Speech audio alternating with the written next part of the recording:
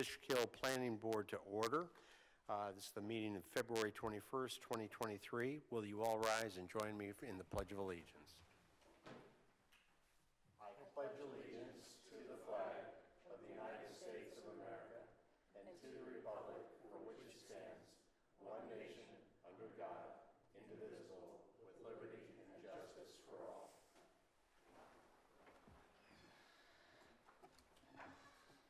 Upcoming meeting dates are March 21st, 2023 and April 18th, 2023. We have several minutes that have been issued since our last meetings. The first for December 20th, 2022. I'm assuming everybody's had a chance to review those, so could I have a motion to approve those? So moved. Second. All in favor signify by saying aye. Aye. Any opposed? The minutes for January 17th and January 23rd, 2023, I've not had a chance to review those, so I'd like to hold those over to the next meeting. We had several public hearings that had been tentatively scheduled for this meeting. Several of them have been adjourned, and so I'd like to let the public know which ones have been adjourned. Fires Bridges subdivision has been adjourned until March.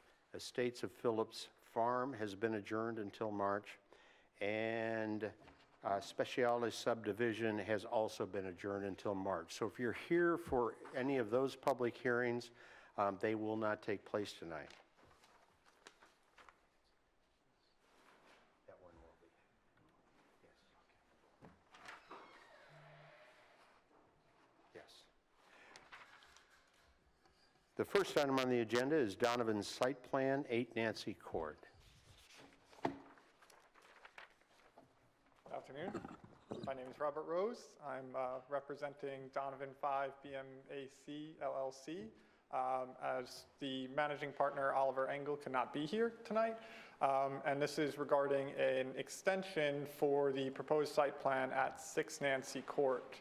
Oliver Engel was here on December 20th, 2022 in regards to this, and there was a couple items that the board was concerned about regarding some floodplains and zoning. It was discussed that Michael Gillespie was going to be looking into these and assessing what needed to change on this for us to get the extension, and he is here with us tonight to explain that our site plan is up to what we need, and I will let him explain that for you guys now. Is that 6 or 8 Nancy Court? 8 Nancy Court is existing. 6 Nancy Court is the proposed building within the same zone. Okay.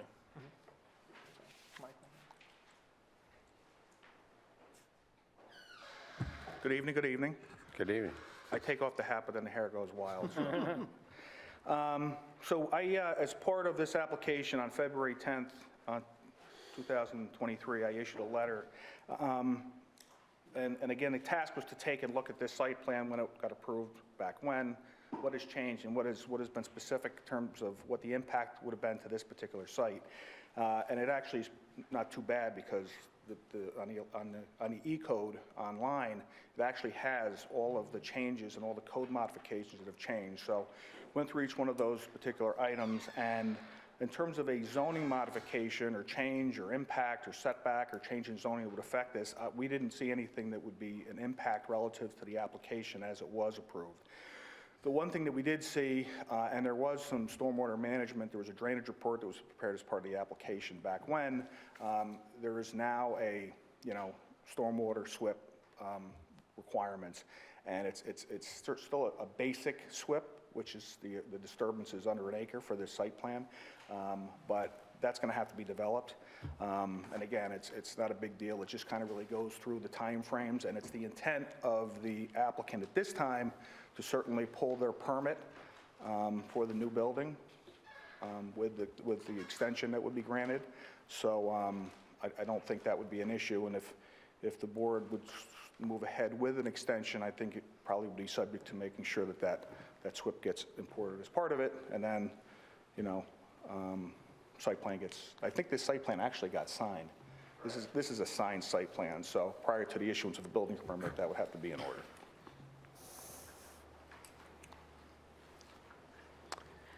I just want to make a comment.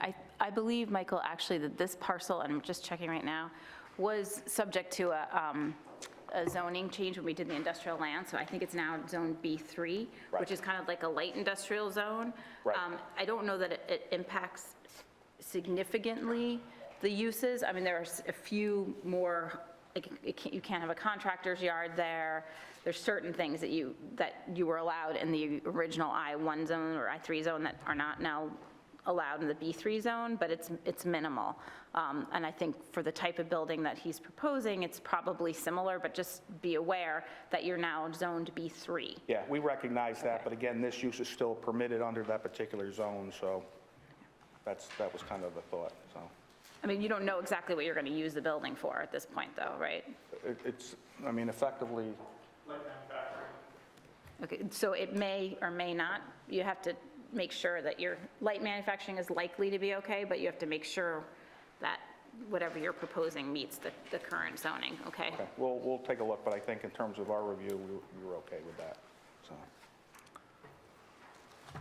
Mike, I think the last time you were here, you said that they're finally ready to build this. Yeah, so again, it's a lot of reasons and market, and remember, we actually performed or prepared and got this application approved under a different owner. So this was sold, and, you know, again, they were happy with using the existing building, but they weren't ready to make that jump with the other one, so at this point, they are. So we won't be coming back in another year and getting our knees again and, you know, asking for another extension. Other questions, comments? If not, I'll accept a motion to extend this approval to June 7th, 23. Is that 6 months? Do we want 6 or do we want a year? Is it possible that we could request a year? What is the limitation on that again, Michelle? Can you remind us? I think it's 2 6 months rather Yeah, I than think a it has to year. go on 6-month To, increment. so, okay, first of all, I want to mention one thing. Yeah. Just so you're aware, the town has enacted also a fee change. So from this point forward, we're going to be charging for extensions, just so you're aware of that. That's one thing. And as far as you can do, we've done 1-year extensions in the past, so we'll allow 2 6-month extensions on the site plan. But just be aware that next time there's likely to be a fee related to it, okay? So you will accept an additional 6 months, it's just our next one will have a fee? No, because it came in before the fee was enacted. I'm sorry, I apologize, what? So for the second 6-month extension, there will be a fee attached with that? We're Is that my- extending it so yes. So right now, we're extending it 6 months, and then the next 6 months fee, there'll be a fee attached. Understood. Michelle, can I just clarify, but a single motion tonight for both, right? For both, but we're going to The charge. fee would apply to the second. Yes, Okay. correct. So a motion to extend this for 2 6-month periods, the first being at no fee, the second being with the fee that's been recently approved by the town board. Do I have a motion to that extent? So moved. Second. All in favor signify by saying aye. Aye. Any opposed? Carried. Thank you. Thank you very much. Okay. Next item on the agenda is Tucker Trail subdivision, Route 52. So Tucker Trails was before this board, if you recall. It was a 7-lot subdivision on a corner of 216 and 52. We're moving forward. The wells were just drilled. The water's been tested. One of the things that comes into play is that we have the Indiana bat issue. So what we would like, or what we were asking of the board, we were asking for an extension. I'm not particularly sure relative to the state law. I think that the approvals are good for a year. I mean, I'll take the extension. If I got to pay the VIG, that's fine. But I thought that they were good for a year. But more importantly is the access points, we have 3, if you remember, 2 on 216 and 1 on 52. So there's trees in that location. So we are asking for the ability to remove those trees before we hit the bat season, so we can keep those, have those entrances, you know, available when houses get built. So That's that, before end of March? yeah. Yeah. And are you ready to start to develop the site?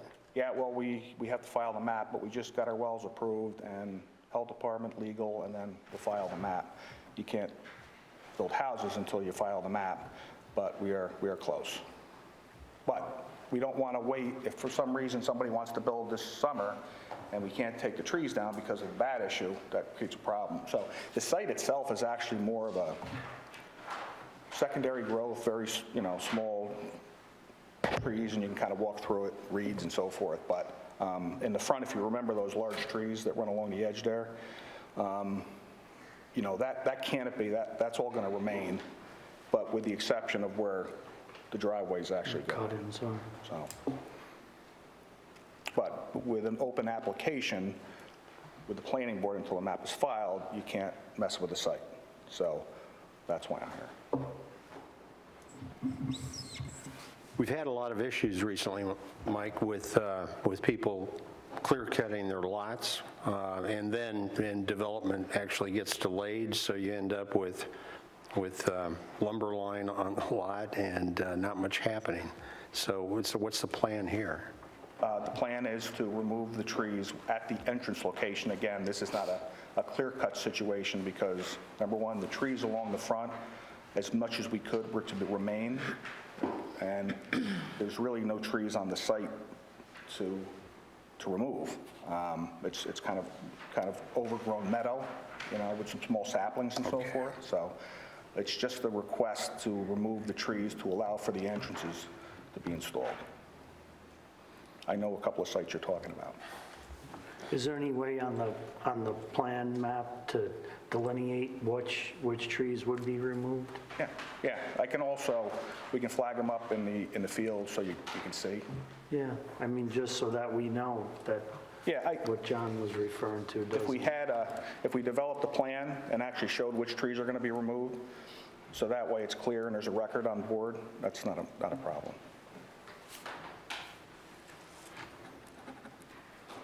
And is this date correct? It says it was approved on September 13th of '22. Put an X on it. So wouldn't that be September of '23 that it would be good through? I thought they were good for a year.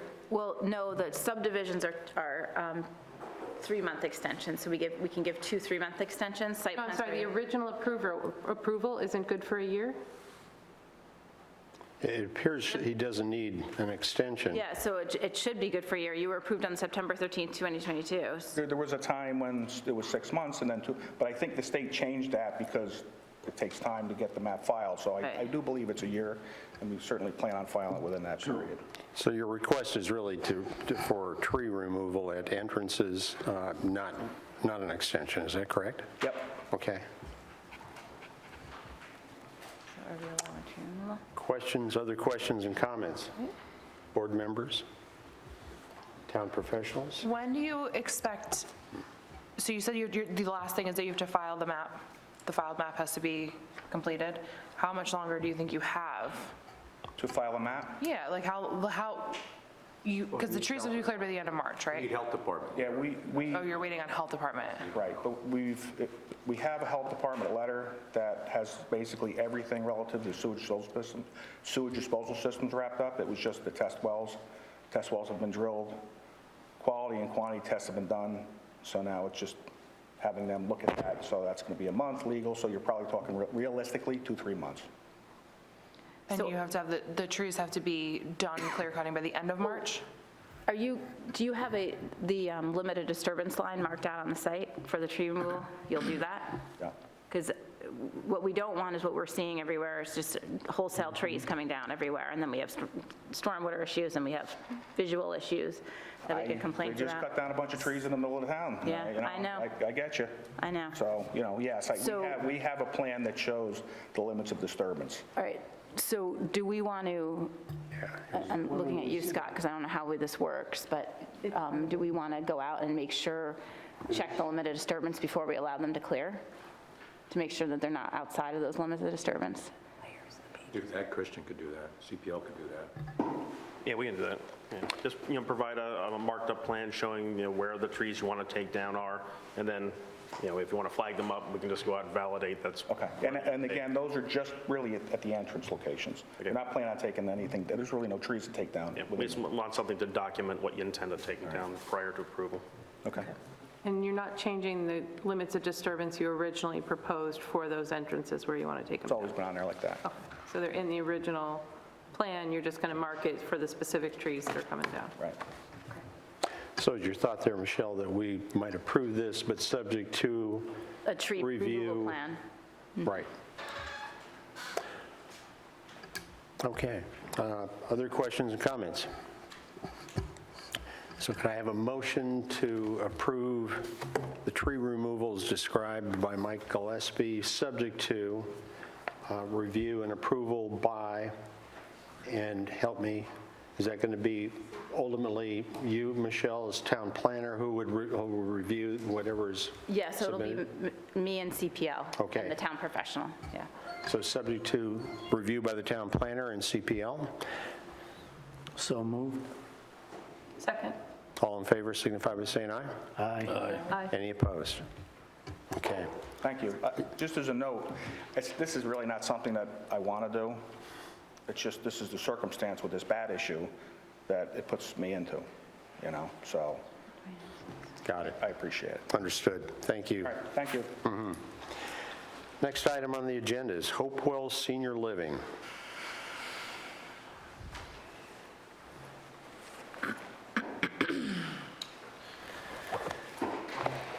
Good evening, members of the board. I am Eric Schlobom of Inside Engineering, Surveying and Landscape Architecture. Tonight, representing Hopewell Village Green and the Hopewell Senior Living Project. The project was originally approved on March 9th, 2021. We received a one-year extension on February 24th, 2022. We are advancing the outside agencies and also working with town engineering on to get the sewer to where engineering wants it to be. And tonight we're asking for a one-year extension of the approvals. Answer any questions if there are any questions. Has anything changed with the plans or based on the additional due diligence you're doing with the approvals? There has been some changes that we're working with town engineering on the sewer that we're continuing to work with Scott and George on those. And then there's been some just changes to some of the fence types for the DEC that the DEC has requested. That's for delineating the wetland area or the? Yes. Yep. Have you gotten through all the issues with regards to threatened species and that sort of thing? We did actually receive an email today from the DEC that there was two alternatives in preserving certain areas of land for Blanding's turtle habitat, that they've accepted those as a net benefit. So we are very close with the DEC at this time, we believe. And weren't there some DOT approvals needed for crosswalk stuff? There was basically a land dedication across the frontage for a future sidewalk. Those documents, the maps and documents to donate that have been signed by the applicant and given to the DOT, which the DOT would then have to countersign to make it official. So you're still waiting on receipt of that from them? Yes.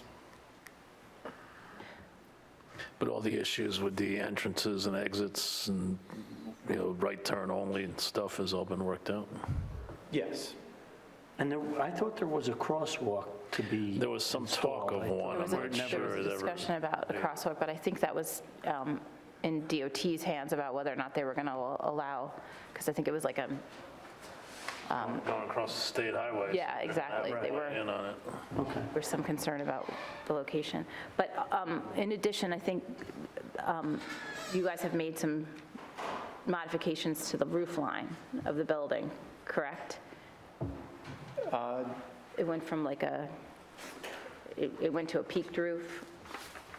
Not that I'm aware of, no. I believe there's some architectural changes to the roof line that are happening. I don't believe since those changes may have been prior to the last time or before. And I think the architect was here, maybe a couple weeks ago, asking about changes to the roof line. It was, it won't substantially change the look of the building, but I think it used to be some sort of like a mansard roof, and now it's going to be a pitched roof. I guess that was here for architectural review, and was there any outstanding comments that needed to be addressed on that? Well, or was ultimately, that- there's an architectural review board that's advisory to the planning board. So ultimately, the planning board has control over the architecturals. But I believe, if I'm not mistaken, that the roof line changed, and I think it was a cost issue, potentially. Like, it was a little bit cheaper to do the peaked roof, and there's been some issues with costs related to the construction of this project because of financing and the interest rates and all that kind of stuff. So I think that was one of the ways that they were trying to potentially, Cut some try to costs. salvage the project and make sure that it would go forward. So that was one of the discussions, was that there was a peaked roof rather than a mansard roof. And I don't really think it substantially changed the look of the building, but maybe you could submit the architectural so we can share them with the planning board. Do you have the? Sure, that's something we can certainly do.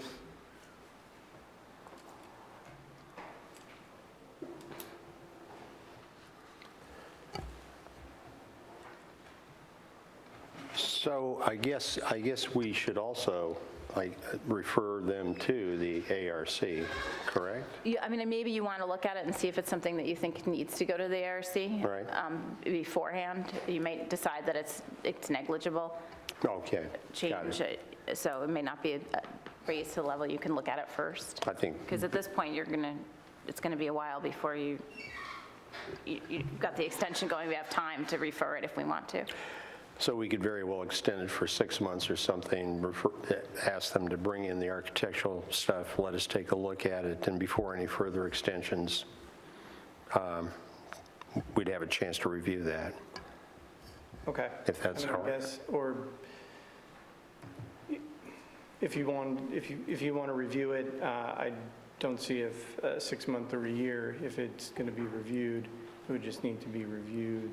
We can Either extend it within for a the 6 year months and then or a just year. say, we'd like to see the architecturals, and then at that point, decide whether or not we need to refer it anyway. Subject to. Subject to review of the architectural. Okay. And this would be under the same kind of routine as the previous extension and the first item, right? So the first 6 month extension is at no cost. The second one would be subject to the fee as approved by the town board. Okay. Okay. So a somewhat more complex motion. Would anybody care to make it? Sure. Great.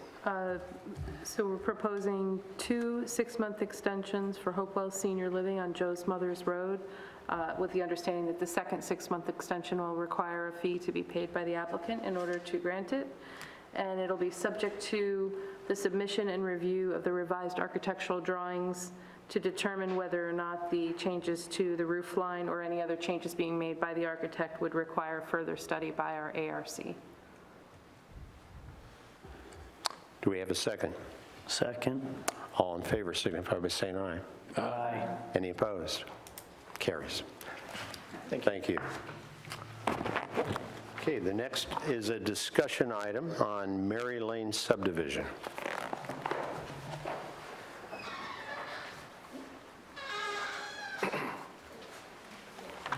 Good evening. My name is Joseph Walden. I'm representing the applicants, and they're proposing a 2-lot subdivision on Mary Lane. So you guys sent a bunch of questions and comments today. I just got them, so did you want to talk about them, or? Can you give us a little bit of a rundown on that, a summary of the issues and so forth and what you're proposing? Yeah, I'll do a little summary, and then I'll let you go ahead. So we saw this, or I don't know if it actually ever came to the planning board. They submitted several months ago, and at the time, it's an older subdivision. Yeah. There's an existing house, and it was 2 acres, sorry, and exactly 2 acres. And based on the survey that was provided to us, it was unclear, in the olden days, the road extended into the middle of the road. So their property extended basically into the middle of Mary Lane. Yes. And the question was whether or not the road had ever been dedicated to the town and was actually owned by the town or at that point, or whether or not it was still under ownership of the property owner.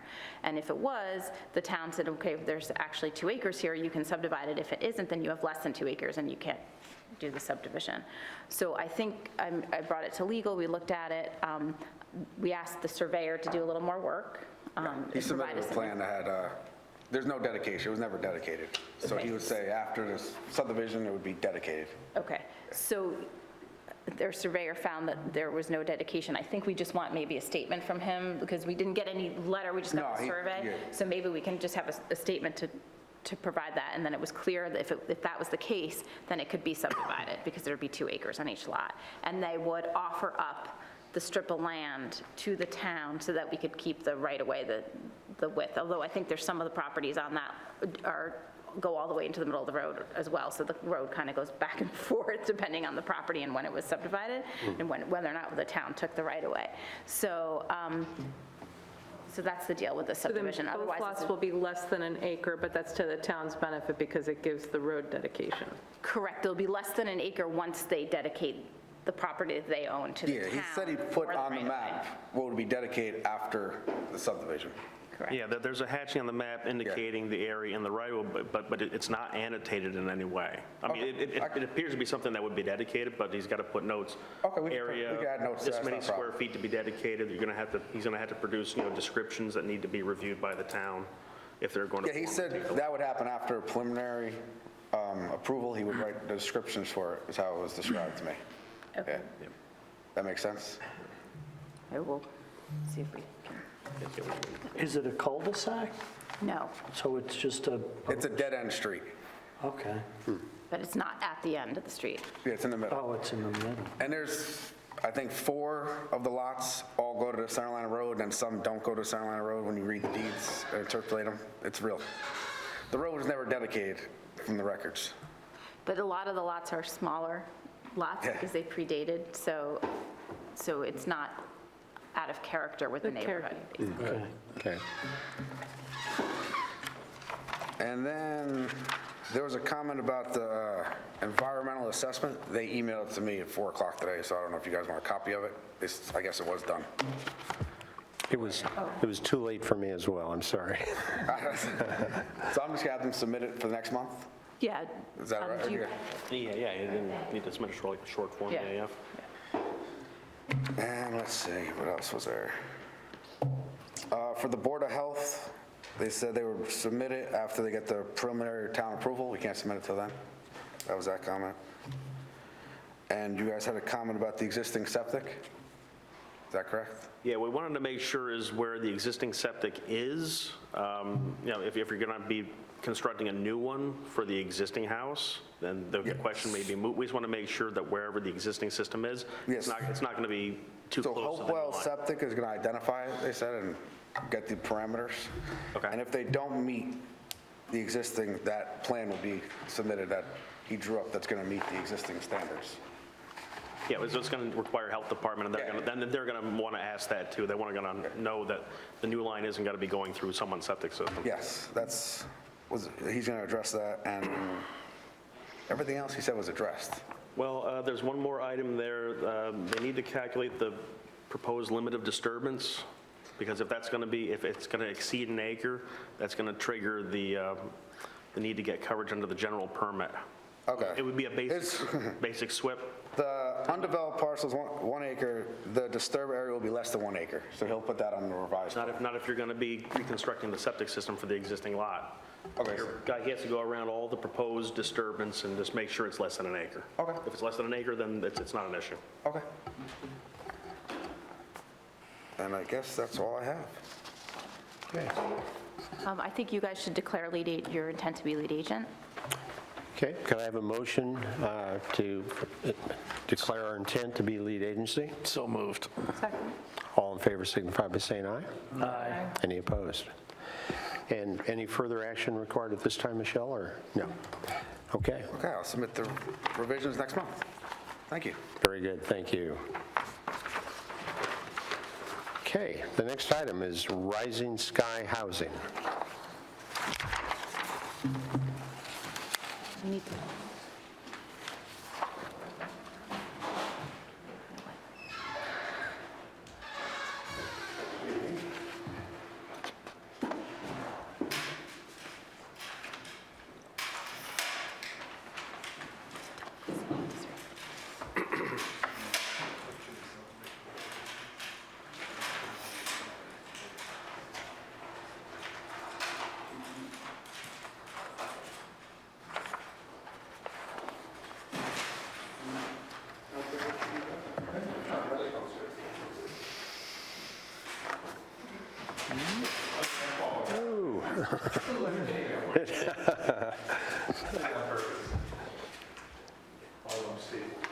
It looked good to me from here before I went down.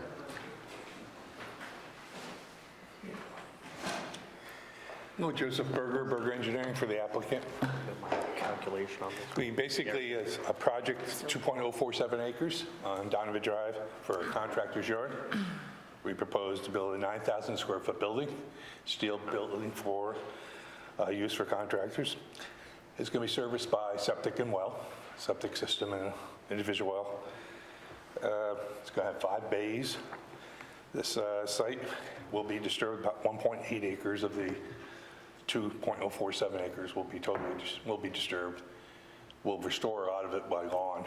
The good portion of disturbing is the septic system and the stormwater because it's over 1 acre. The slope, the site's relatively flat. About half the site is 0 to 10%, and 10 to 15%, and on a very small portion, 2.8% is over 33%. It's a mixture of clay loam soil down to about 5 or 6 feet, and down below 6 feet is more of a gravel loam. So I guess a good overview, and Is it a single tenant use? it'd be multiple. Multiple tenant Yes, use? the owner will be there with multiple tenants underneath. Yes. And this is just for storage of equipment? Well, it'll be for their, where they would keep their equipment. The applicant, the owner of the site, will have his office in there, but the others will have for their trucks or whatever storage of their equipment, but not materials, just equipment. Okay, What are going to be the hours of operation? We're going to try to stay with the town hours. It's hard to say, we don't want to get restrictive because of the tenants. We'll certainly comply with the town hours. It's a urban area there, so I don't see the hours affecting the neighbors, but we'll certainly comply, and we'll put those hours down on the map, unless the planning board has some specific concerns. I don't see out there where there would be any. And are the vehicles going to be parked on the site overnight outside of the building, or just So inside the the way building? we designed it is even if the vehicles are going to be there, they're going to be in the back. So we have this driveway coming up. The parking for the front will be for the employees or people coming in during the day and leaving. The equipment's going to be in the back, completely in the back. You can see even that building, the way we laid it out. That's such that.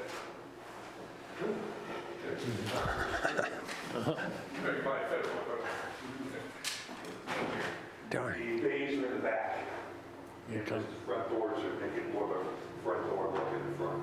So all the equipment, all the trucks that would stay there, all the vehicles that would stay there tonight would be in the back, either here or inside. Only the front would be used for the daytime. So that's how you want to see it. And a peak height of the building? But it's 22 feet. 30? Well, 30, we start with 30, I think it's going to be between 22 and 30. I don't think the architect wrote it down, so make it a little more flatter. And this is next door to a daycare center? This is. So what kind of screening fencing do you propose? One side here, we have a retaining wall and a fence on top of the retaining wall. chain link fence on the other side. But we're going to put a fence the entire length of our site. So which would be how tall between the retaining wall and the additional fencing? Higher, so it'll be 6 feet plus the height of whatever we're building, which would be about, so 7 feet total. Okay. And their property's down a little lower. Their property's about 3 to 4 feet below us. So if they're looking over, they're going to have about a 10-foot difference. Got it. And I'm sorry, you said that the fence goes all the way to the back. It looks like the retaining wall stops about halfway? Well, the building's right, so it goes right here, right to the back of the building. This here is all woods. So I intend to try to put it back to where the back of the building, where their use is. You're saying to the back of their building, not yours? Until I face the north. Proposed. It's not along the whole Playground's fence. going on the other side. Then there's a playground right back here too, so we could extend it back. I was going to, so you'll still have Back there if you'd like. machines and noise that are going to intrude on their space if you don't extend it back? Got it. If it makes sense to put plantings instead of fencing as you get towards the back there, because you said it's already wooded? Back in here, we're going to keep that there, but we can add some more planting. See if the fence or planting, we'll look at both of them, yes. But I think you're kind of like screening for both noise and for, curious eyes. So the contractor's yard has general use regulations that are affiliated with it in the I-1 zone, which is this district, which does give the planning board some discretion as far as the fencing and screening. And so there are actually a few areas where the planning board has discretion according to the code. One is for outdoor areas designated for construction, vehicle, or material storage shall be screened by an opaque screen, either fence, vegetation, wall, or berm, so you can choose, or a combination thereof, along the entire perimeter of the outdoor storage areas, and shall be of sufficient height to completely screen all vehicles and materials. And the planning board is expressly authorized to modify any fence or vegetation height restrictions set forth in walls and fences. So we have currently height limitations in walls and fences, but you are allowed to, in this industrial zone, under these circumstances, to go higher if need be, to screen. And then the other thing that are you planning to store topsoil or any materials that could blow or create any dust on the site? Okay, and you're paving the back? The black, yes, it's going to be asphalt. So everywhere the vehicles will be is going to be all asphalt? Yes. Okay. So the other thing is that if you're going to have a truck wash area there? Yes. Okay. So that must be, That's in the corner over here, so. yeah, so that'll require an oil-water separator. It also must be enclosed or on impervious surface. Okay, so the planning board can determine whether or not they want it actually enclosed or if they just want it on an impervious surface. That's also at your discretion. And then, do you have bollards around I think you have a storage tank of some sort for oil or? Yeah. Okay. And then the other, I think you're showing spots for all the vehicles, but any vehicles stored on the site must be in either a designated spot or indoors. And again, the planning board has the discretion to determine whether or not they want the vehicles indoors or in designated spots, or some combination thereof. That's on the overnight. That's for overnight, exactly, for anything that's stored, any vehicles that are stored on site. Our intent was to, it's up to the tenant to provide space for them to put their vehicles inside, and also have enough space in the back to have more than that, but that's why I was. I'm sorry, sir, can we just have you? Yeah, they're not picking you up. Yeah, sorry. Yeah, our intent was that's why we put all the vehicles in the back. That we're hoping they'll use the building for the vehicles, but have enough room for them outside as well. And we can provide additional screening as the board may want. Absolutely. What's the maximum number of vehicles that you can accommodate there, both inside and outside? Well, there's 8 bays, so at least 16, 2 per. That's inside? No, there's eight bays, so depending on the size, You could put 2 or 1 large truck each. Yeah, Okay. but So I said inside five the building? doors. Then you got the outside storage as well for each one. And how many vehicles there? There's 1 large space outside and the bay inside. But have you determined in total, like, what you would be able to store inside and then what you would be able to store outside? Well, if there's 2, you could do 2 small trucks or 1 large truck. So depending on the tenant, what they want to use. But that would be inside. That would be inside, same as outside. Outside's a Same little as large. They outside. just back to back because it's large. It's large enough for a tractor trailer size. So I'm looking at your plan. It looks like you have a number of spaces that have been marked off there. Am I looking at that correctly? And so how many spaces are there that could accommodate additional vehicles? These 16 will be for the 16. For the tenants. Okay. There's no customers coming. Excuse me. This isn't open for customers, so there's no customers. The front parking will be for employees to come in, leave the cars, and take the vehicles. Got it. And then what's on the All the other? spaces in the back will I'm be sorry. for the trucks. What's on the other side of that address? You have the daycare on the one side, and I'm trying to remember what's on. Empty woods. Empty woods. There's a current proposal for a contractor's yard in that location. They were Yeah, in front of us. we've seen that. They were, I can't remember the name of it now, like MDC or? Yes, Yeah. right, yes. Construction, yeah. So that is on the right-hand side? That's in the rear of Looking at it, it's on the your right site? side, is the empty Yeah. one. And then below your site, on the south side, if you will? Just woods. Okay. And our site actually goes up and then drops back down. Got it. So about cut and fill. So how much material are you going to have to move off the site for construction? Do you? I think we got a full on here.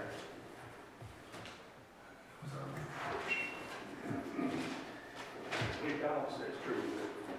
The balance.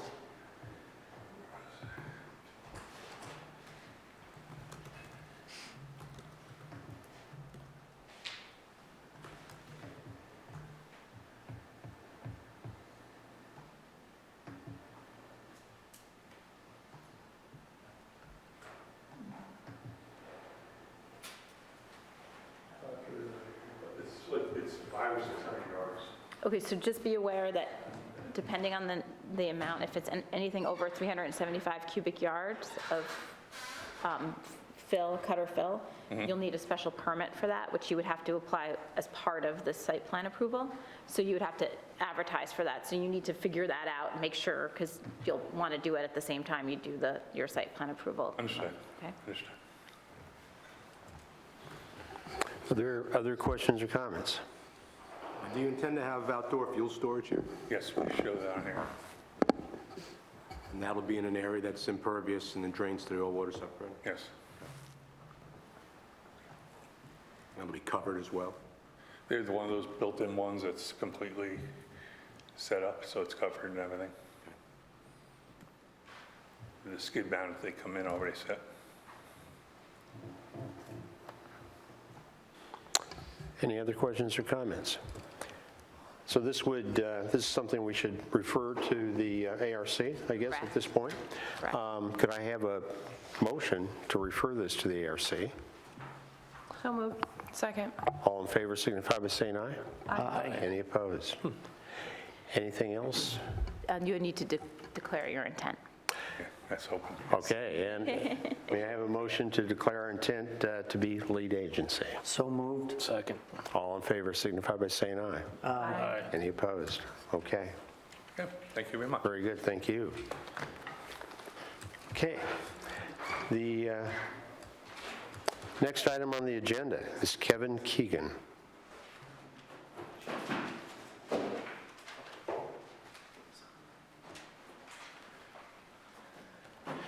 Good evening, Board.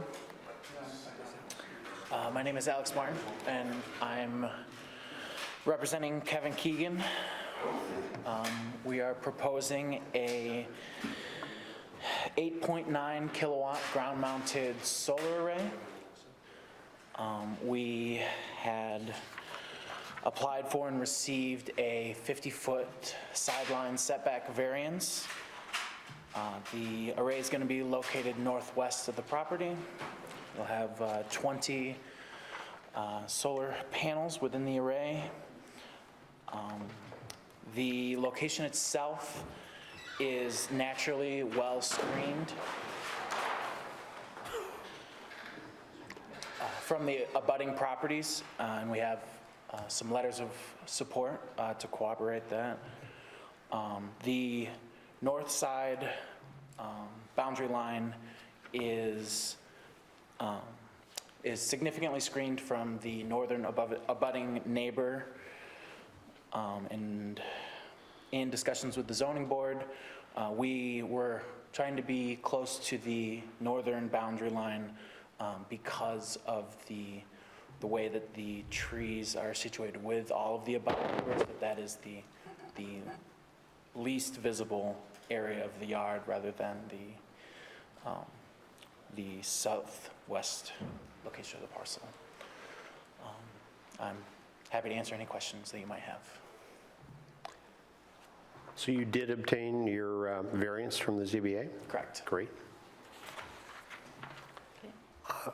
I'm trying to remember, have we seen anything in terms of how this lays out on the site or anything, or do you have anything you can share with us?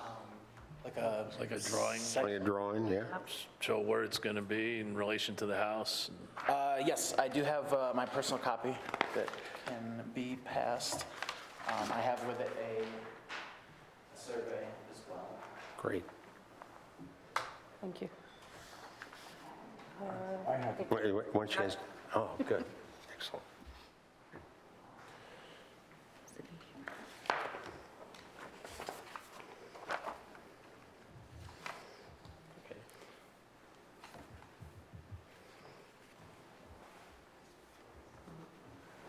Okay.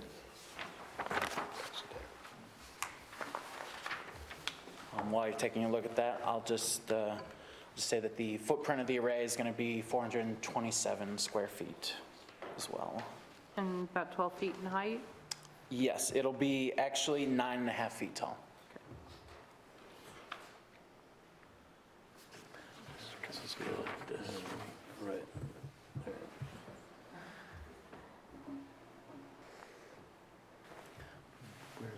Michelle, on the drawing the applicant is sharing, I don't see other houses on adjoining parcels labeled. Did we look at that to see how close this is to any of the neighbors or what the sight lines are? Did, and there's, this is the one with the existing panels that you're just adding to, right? No, we are installing its own mount, so we're not doing anything with the existing array, which is still in production. But the new ones are going right next to the existing array? Yes. Like extending? We're not exactly right next, so that was the original position we were proposing, but we have moved southwest slightly away from the northern line. It was meant to be, we were going to put it in line with, there's a row of trees on there. If you were to draw a straight line through to the existing array, it would have been on that I'm angle. pulling up the aerial, Lori, to answer your question. Just a second. Great. It looks like the new array is going to be sitting on top of the septic field a little bit. There will be one of the posts that starts to encroach on it, but not in a significant amount to detriment the leach field at all. You've exposed the leach field, you know this? Say again? Have you exposed the leach field? How do you know exactly where it is? Where it is, we had used Department of Health documents from the initial proposal of the subdivision and had a surveyor corroborate where that was located on the yard. I would just think that's kind of general, not precise. Thank you. Driving these posts down, ordering these posts down? They will be helical screws that'll go down less than 60 inches. How close to the So they'll go down until they reach that We're torque. not going to have a significant impact. Can you further clarify that? I mean, to me, either you're... Pretty close. Oh, that's what they got there. The tile fields are generally only down no more than 24 inches into the ground. According to this, they're going in front of it. Tile fields are generally no more than 24 inches below grade. Yeah, Okay. it's going to be in front of it down by I don't have I don't have an expansive enough information in front of me So we've to answer previously that. approved another solar, and this is sort of, How big is this in comparison to what's already there? okay? Got it. I don't have the dimensions for the existing array in front of me.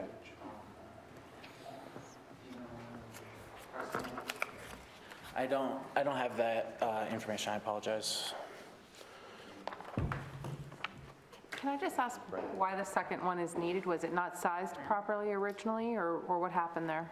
It is an older array, and demand for the consumption of electricity had gone up, and it was not, I believe it was initially sized for like dipping toes into the water for solar energy, and with the slow, it still contributes a significant portion of its capacity, but with the slow degradation of the panels, as well as the increase in consumption since the initial installation, just an expansion of the production capability of But both it's of still, these. roughly, the two together are still sized at what, a normal, like 110% of consumption or something? Okay. How old is the first array? Is that 2011, okay. So those existing panels will not be removed, you're just adding on to what's there? correct? And so what would be the life of the existing panels beyond? 2011, Generally, isn't it about 20 years or it's so? about, 20 to They're about 25 halfway. years. Yeah, so they're halfway through their life.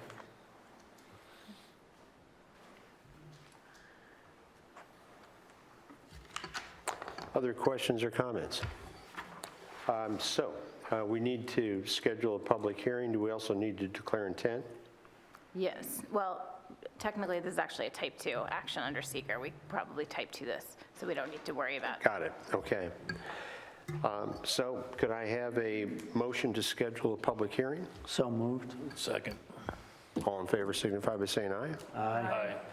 I guess we should have discussed what date that would be. So March 21st would give us enough time for you to give notices to everyone. Does that work for you for a public hearing? Yes. And we would like to have the documents, something that we could actually. Yeah. And I think something that you can actually maybe show the public as well. So if you could blow something up a little So we bit. can put it up on the screen or something. Yes, absolutely, I can provide that. Are you proposing any screening with this? New screening?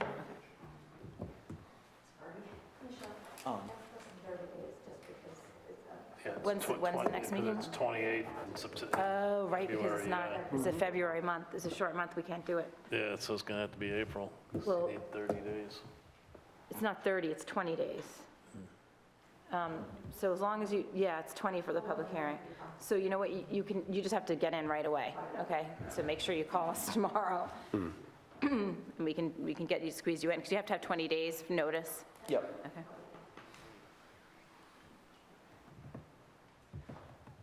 Call in for a For list the for public, notice? yeah, Okay. for what you have to do for the public hearing, for the advertising, okay?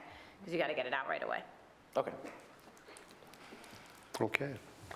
So I think that'll take care of us. We'll see you in March. Okay, thank you very much. Excellent, thank you. Have a good night. Good night. So that puts us into public hearings. We have a single public hearing, Michael Smilkstein.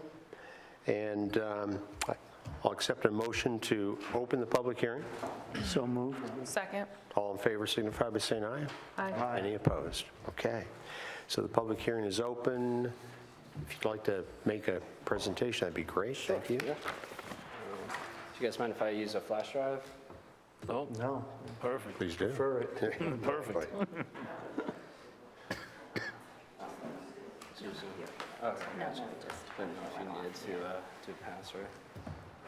How are you, Jay? Doing well, thanks. Thank you.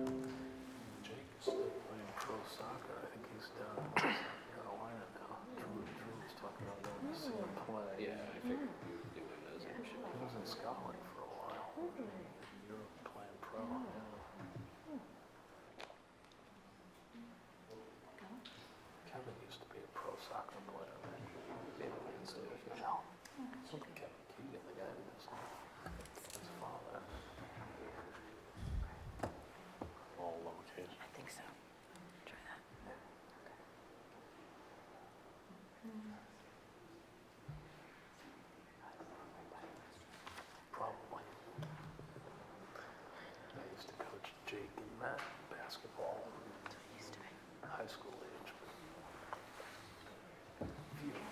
Just the future. Flash drive again, and take it out.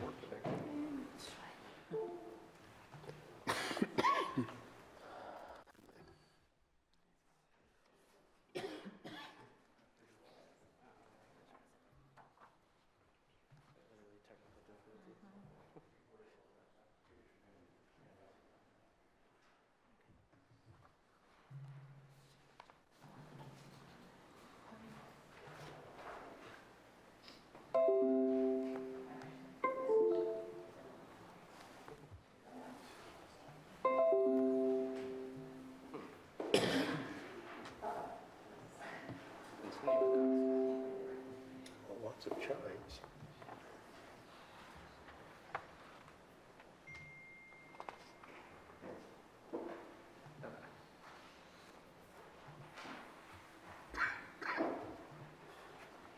Sorry, did I give that to you? Hope everyone can see that. I was gonna say. I tell you, my allergies are starting. The trees are budding. What the heck?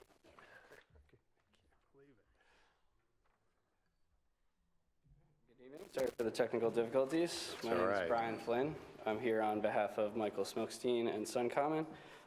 This is for a small residential ground-mounted solar array, just one 7 kW inverter, and the DC kW size of the system total will be 8.7. It's about 20 panels, bifacial LG panels. The inverter is SMA. We have a minimally invasive 175 underground AC trench to the house. There'll be both an AC disconnect at the array as well as at the house, both on site for our site evaluation, and before we do the excavating, we used an underground locator previously, and we're going to use that again just to make sure we're avoiding, where we located the well as well as the septic. So we got definitely a tight line to work with, so we're going to stick to that very strictly. Since we last spoke, we did have our engineers add some screening to the plan, just in case the board felt that that was necessary. We did send out letters to the abutting parcels, and we didn't get any response again. Michael had tried multiple times to knock on his neighbor to the rear's door just to notify them and have a discussion about the screening. I guess he tried as a last-ditch effort 3 times yesterday, and they haven't answered the door, and they haven't written in at all. So after 2 public hearings, we're assuming they don't have any problem, but of course, we're happy to include the screening if you all still feel that that's necessary. I do have some photos from the site eval. Let's see here. So are you suggesting you're considering not including the screening? Yeah, the customer, essentially would like to avoid it if possible. If, we'll go obviously with your ruling, naturally. We just wanted to make sure it was, we knew whether you were requiring it fully or if it was just a suggestion. If you do look at the photos to the rear property line, it is completely screened. A lot of evergreen foliage as well. This is the north side of the property. There's the west towards the house and the road. That's a 264-foot setback.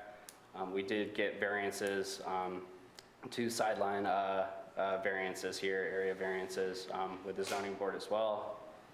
And yeah, so those are basically the 4 directions from the array site next to the shed here.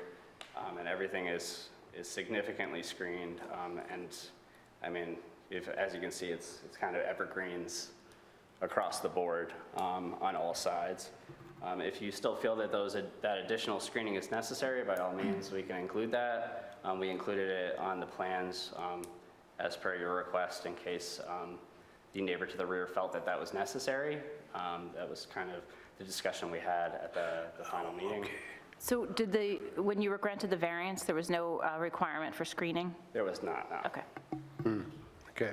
And that additional screening was something we talked about because you've got deciduous trees or something like that that are in the Yeah, I back? guess we as a group had looked at the GIS footage and thought that maybe if it thinned out during the cold season, that maybe if the neighbor felt like it was necessary, we could provide additional screening just to make them more comfortable and be sure that it's 100% screened year-round. I did a little more digging on those site eval photos and got a little more familiar with the site, and it seems like it is screened year-round to the rear, despite that discussion we had. There's a lot more evergreen foliage there than I had even anticipated. I can go back to that if you'd like. Michelle, I know on some of the commercial plans, we've agreed to approve something with, like, the ability to install within the first year if something comes up. Is that Make it a something we can condition. also do here? We can Okay. make a condition that you do a visit after it's installed to see if any additional screening is necessary. We have a resolution. Okay. I could have sworn, though, that we talked about this and already agreed that there should be screening there. Well, we did, and I think he's asking for an exemption based on his further investigation into this whole thing. And so we can See, I mean, certainly continue it. I understand that the existing neighbor hasn't come forward, but that doesn't mean that in 6 months from now, the house gets sold, somebody else moves in there, and we've allowed this to take place, and then there's an issue, so. We'd be willing to make that a condition 100%. We just felt that the neighbor had, 5 or so times opportunities to come forward and request that additional screening and have a discussion, and they seem indifferent. I think it's, I think the idea of it here is it's all new, a lot of new activity taking place, and I think, and I'm not going to speak for everybody, but I personally prefer that it's done so that future issue doesn't come forward to us and say, well, why did this, take place this way? And then there is a problem thereafter that we can't go back to.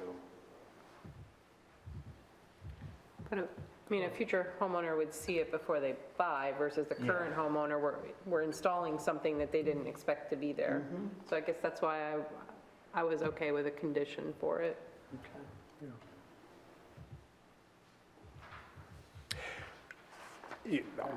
And I'm not sure that I understand what the sight line is, so do you have a photo that would show what it looks like from the neighbor's property, looking to the site that you're about to develop? Like if it was to the back and you were on his deck, let's say. No, we don't usually go on abutting parcels, properties for our site evals, but,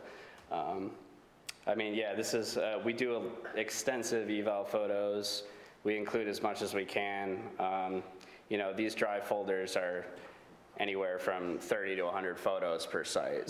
So where is the neighbor's property in any of these photos? Can you tell us? So even if we did it in reverse, let's say if we were standing at the array and the closest neighbor, where would be looking from, not necessarily going to their house. Right, so these two photos here are from each corner of the shed that abuts the array location, looking back towards that neighbor that was in question.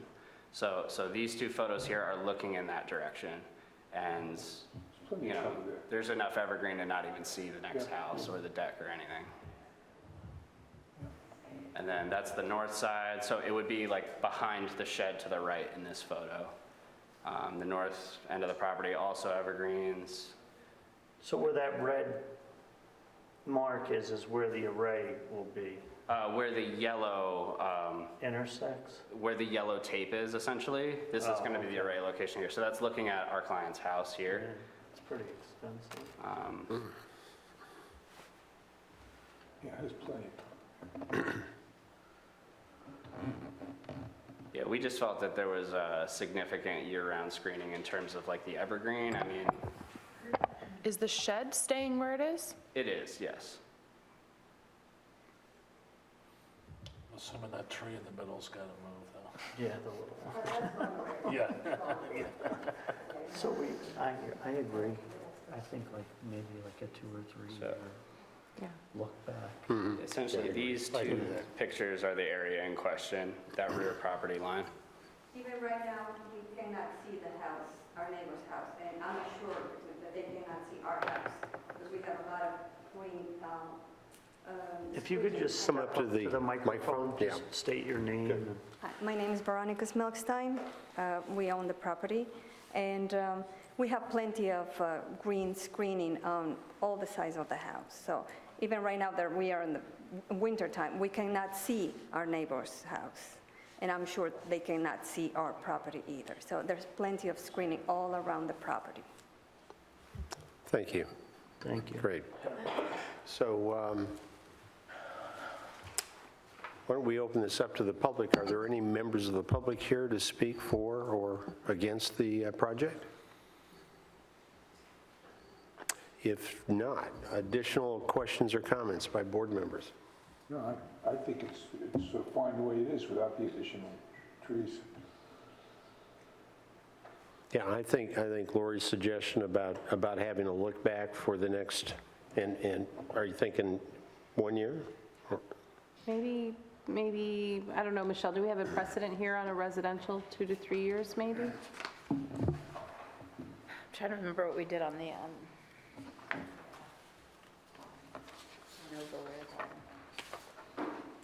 we had all the tree line, we had issues with the growth and grow, what was that, the name of that one? Not in a residential, on one that was the large scale one that was over near behind Joe's Dairy Bar. That one, there was screening proposed, and then it died, and there were some issues there because it was backyards, but that was the only one that and that one had a look back clause, like they had to maintain the screening for a certain length of time. I think it was 3 years or 2 years. Yeah, and I'm thinking saying, well, you don't need to install the screening unless somebody says, hey, this is in the way or it's different than was expected, and just give it a couple of years to. And the trouble is, I'm trying to think of how we would, once they get the permits to construct it, there's no way for them to come back to us unless we make it part of a, The only thing I do is post a bond for some period of time. yeah. We could have them post a bond. It would then be released back. A bond to cover the cost of any potential screening, and then they'd get it back if it wasn't used. And how would that be determined? The amount? You have to decide that. You want Michelle, you would know how to estimate based on the screening that's proposed, what would be reasonable? I mean, how many trees do you have proposed there on your plan? It's just 4 conifers. I mean, it's going to be at least 500 to 1,000 a tree Yep, planted. it's probably a couple $1,000. Yeah. So maybe a $4,000 bond, $3,000 bond. So that would be Would you be additional willing to escrow do from something? us, essentially? Say that one more time? Would that bond, the cost be on us then, like essentially as additional escrow, or? Yes. Yes. Okay. It's a lot considering we've been in the process over a year and it's pretty small array. I mean, at that rate, we would just put the trees in. Okay. Yeah. To be fair, also, that would likely be our profit margin for this project. Well, if you're posting a bond, the cost of that bond would not be the amount that we're stating. That would be what we're asking you to get as a bonded amount. Okay. So I mean, I'm not an insurance agent, but a bond of that nature probably would be, hundreds of dollars, not thousands, as the bond states. Right, Because okay. it's you attesting to the fact that you're going to do this if in fact there's failure. Right. So, it's your credibility, basically. That makes sense. But it comes with the cost attached. But to be quite honest with you, at that stage, I think it would just be easier to plant the trees, like you said. I concur. And you already have it in the contract, I am assuming, right? We do not know because we hadn't anticipated this. So we had gone with a plan set for about a year until that last meeting when we added them Yeah. on. But when we had that last meeting, we did discuss the fact that you had to have that.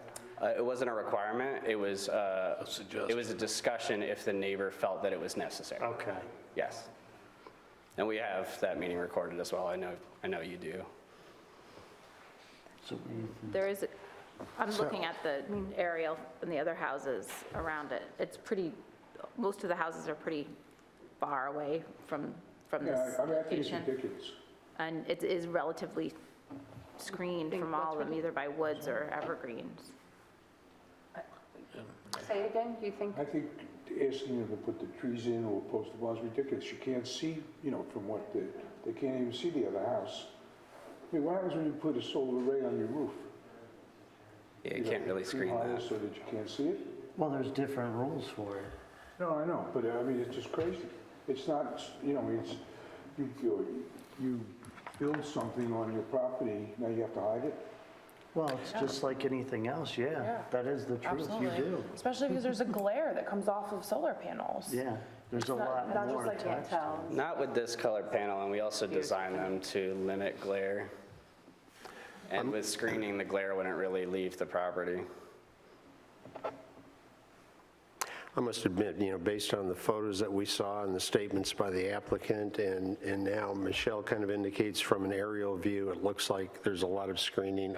I'm satisfied, actually. I shouldn't say somewhat, but I'm satisfied that the screening is sufficient. But I'm willing to be overruled, and so looking for additional opinions. Yeah, I'm not inclined to say the bond is necessary, but I would like the ability for the look back if the neighbor does have an issue, because what we don't know is whether this neighbor isn't at their house for a reason right now. Right. And for some period of time, and they just haven't had a chance or had the ability to respond. I know it's been going on for a while, but The speaking as customer, somebody who was just unexpectedly away from my house for quite a long time. right, that makes sense. I mean, he did say there were cars in the driveway. It seemed like they didn't even want to answer the door. I mean, he's tried a good Okay. four or five times at least. Yeah. Yeah. So I you mean, know that they're there. I mean, at that point, it's like 7 times we've tried to reach out to them or have formally reached out to them. I mean, if they cared, they would have stepped forward. Yeah. So 1 year look back then? No bond. How do you feel I about think that? that's fine. Okay. 1 year look back. No How do bond. we do that? Okay. We just have to make it 1-year part of the look back? proviso, the provision here. You want a bond for it? We have a resolution, so. They're not suggesting a bond. They're just saying a 1-year look back. Yeah, that's fine. What triggers the I know look that back? you said that there's That's a, the Just problem. set like a calendar, Right. a reminder. Back after a year. We can't compel them Right. to do it. Right. Wouldn't it Permits. only be a look back if somebody complains? So wouldn't Right. somebody come to If somebody the town complains, as a even they've complaint? got all their permits, it's constructed. Right. There's no, and then what Scott's saying is true, like then what happens? Right. So there's There's a no look back enforcement. and somebody starts complaining, then what happens? Like you're gonna call, and don't take this the wrong way, but we could call you and you're out of business or whatever it may be. And I'm Well, just I think saying it would be at the circumstantially. at the proproperty owner's Yeah. expense at that point. Yeah, and then it's a fight, to get it done. you either have to require it or do a Right. bond. Yeah, I don't think anybody will be complaining either. Not required. They can Right. see it. Right. I think, based on the applicant's statement there's that they've sufficient tried trees there. multiple times, and that we know that they received letters, and we've had a public hearing, 2 public hearings. 2 of them.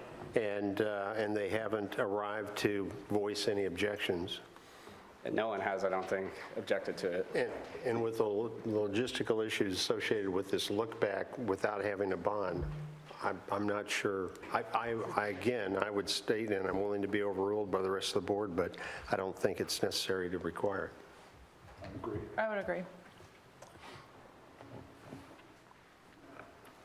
So, So there's a resolution in the agenda. we do have a resolution without the additional condition. We'll stop at the end of the conditions here, just for any additional discussion, and go from there. So, Don't you have to close the public hearing? okay, I'll accept a motion to close the public hearing. So moved? Second. All in favor signify by saying aye. Aye. Any opposed? So we have a resolution of special permit and site plan approval for solar plant installation, Smilkstein Residence. Smilkstein, 26 Clove Branch Road, resolution offered by Planning Board member John Eichman. Whereas the applicant applied for a site plan and special permit approval under Chapter 100 of the East Fishkill Town Code for a Tier 2 solar energy system, and whereas the applicant is proposing to install 20 ground-mounted solar panels in 2 separate arrays on 1 acre residential parcel, and whereas the applicant applied for and received a 51-foot right side line variance, a 37-foot left side line variance, and a 37-foot rear line variance from the East Fishkill Zoning Board on October 25th, 2022, whereas the public hearing for a Tier 2 solar energy system special permit and site plan was open and closed on February 21st, 2023, whereas the proposed action is a Type 2 action under seeker, no further seeker review is required, and now therefore be it resolved that the Planning Board hereby grants a special permit and site plan approval for a Tier 2 solar energy system for the above project as represented on a map entitled Smilkstein 26 Clove Branch Road, prepared by Suncommon dated 10/22/21 and last revised 7/21/22. And be it further resolved that within 5 business days of the adoption of this resolution, the chair or other duly authorized member of the Planning Board shall cause a copy of the resolution to be filed with the town clerk and a copy sent to the applicant owner. There were no other conditions. Does anyone want to propose a condition at this point? If not, I'll accept a second for the motion, Second. and we'll do a run-through on the approval. Board Member Lori G. With the understanding that we've tried to reach out to the homeowner and that they are there repeatedly, I'm an aye. Board Member Ed Miyoshi. Aye. Board Member Sarah Bledsoe. Aye. Board Member Richard Campbell. I'm with Lori, same, I'm an aye based on that fact. Board Member Donald Pepe. Aye. And Chairperson John Eichman. I'm an aye. Carried. It's approved. Yes. Appreciate it.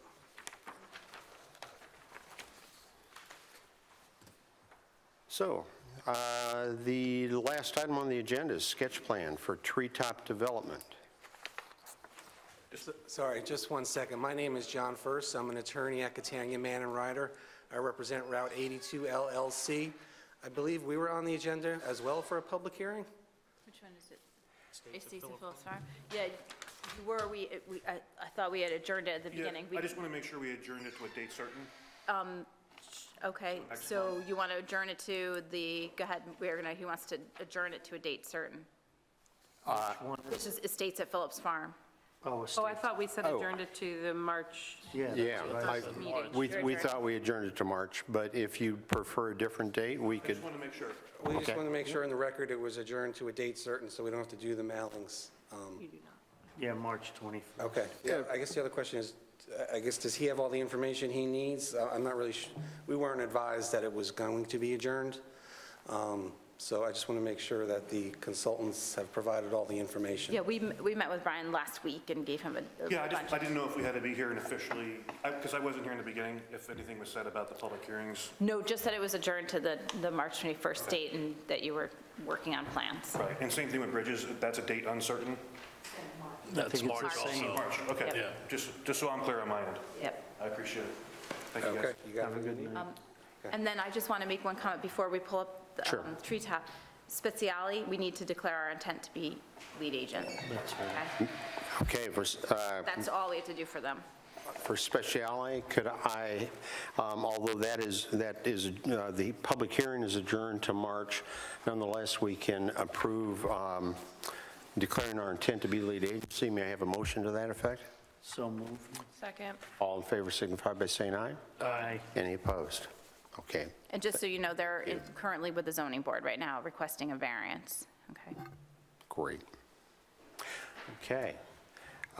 So we are now up to the last item on the agenda, treetop development.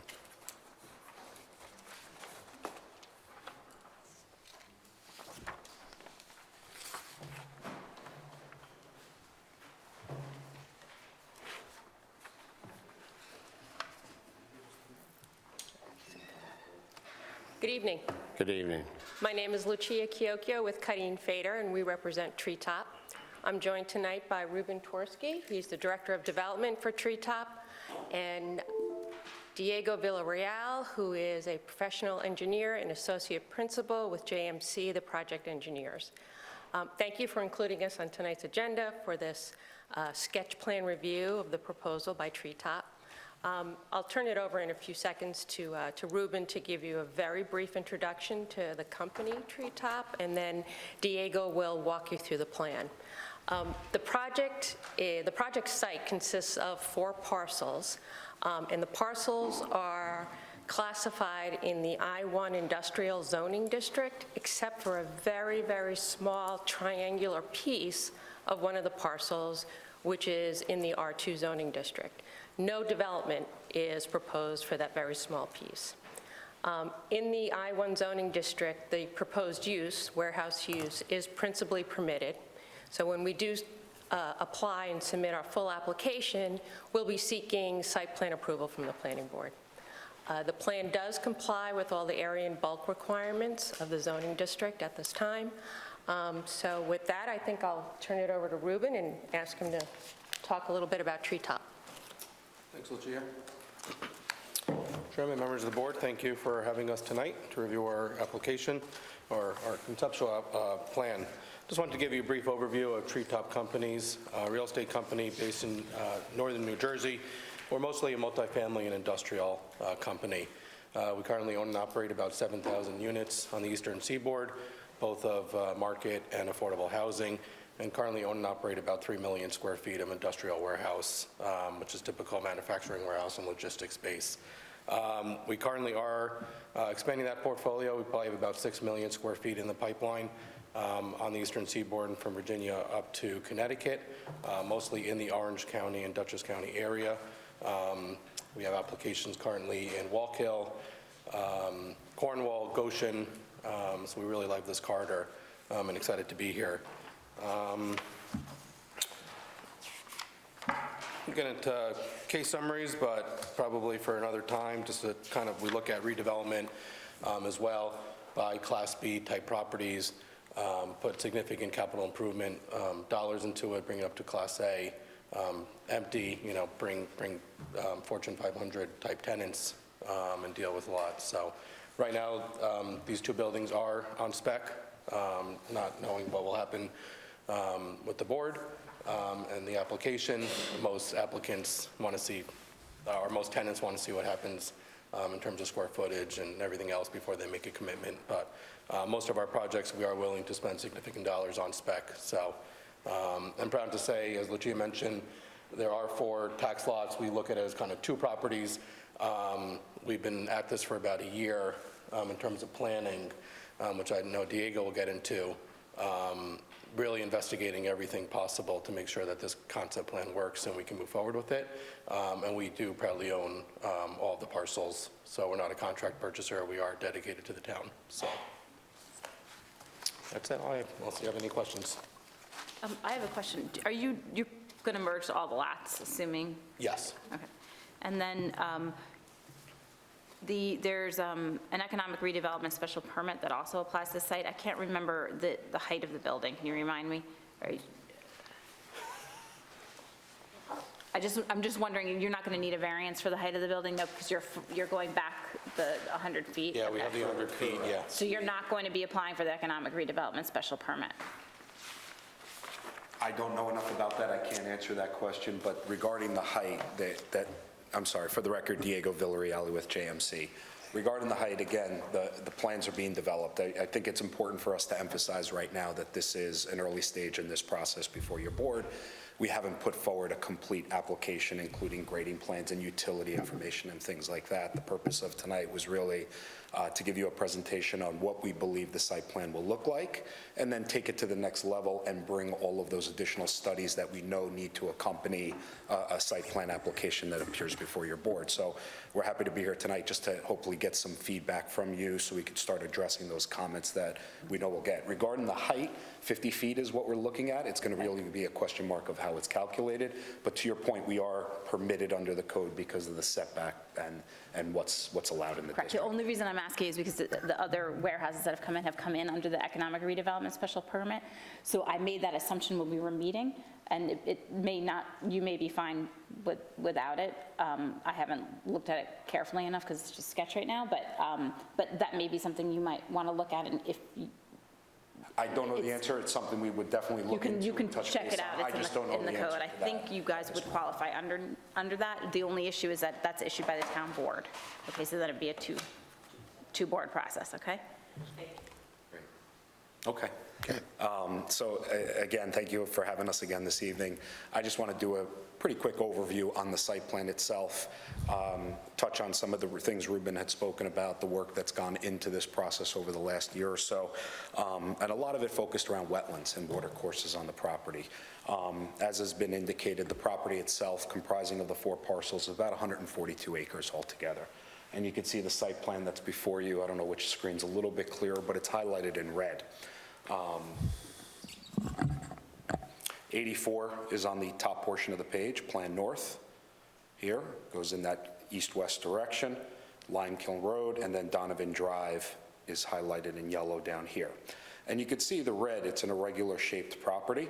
There's these little wings of the property that extend to Limekiln Road, and then this portion of the property here, there's 2 wings that extend and touch Donovan Drive. That's where the frontages of the property are and where access could be provided. The property extends all the way back, thousands of feet, all the way to this corner right here. And what you see on this plan right now, it's superimposed. You have topography as well as wetland and watercourse information.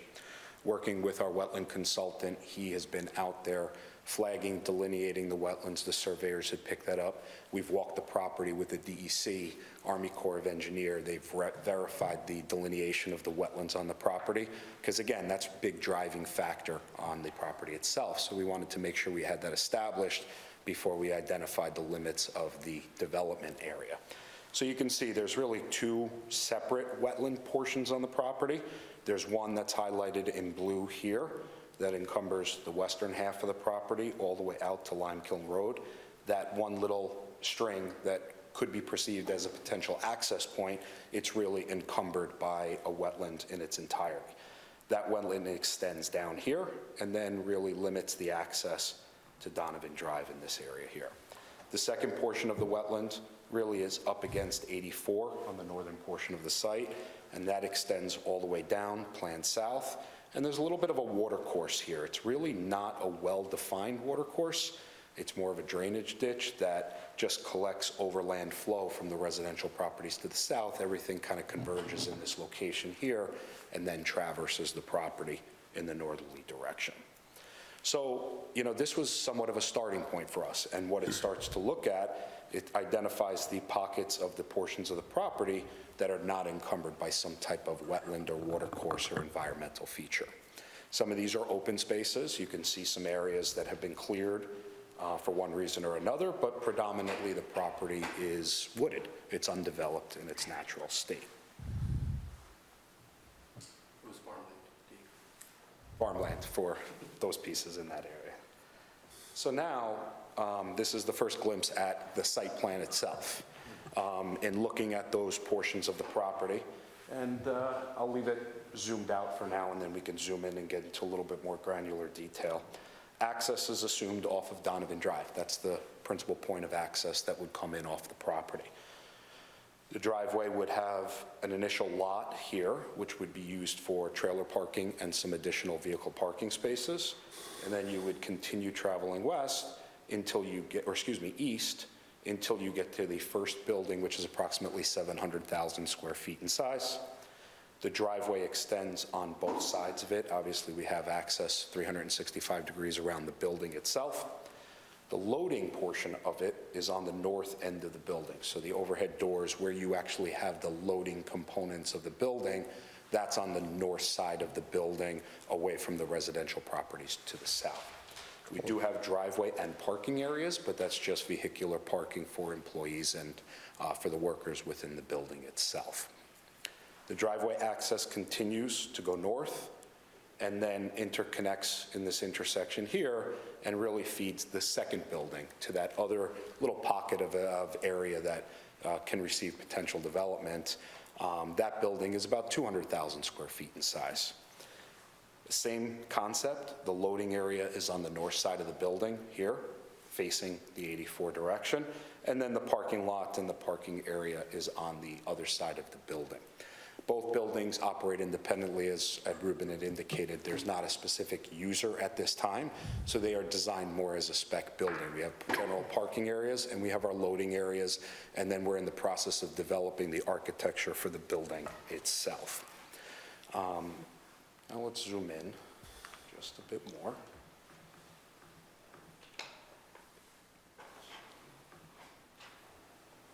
Okay. And we could start looking just a little bit more specific, and it starts to show you the different areas within the building. As part of a lot of these developments, we do trailer parking associated with it, so trailers can be parked on site, not necessarily just butted up against the building where they're unloading and loading from an active standpoint. So there is a relatively small 49-space trailer parking area with a small parking lot near the main entrance. The driveway continues.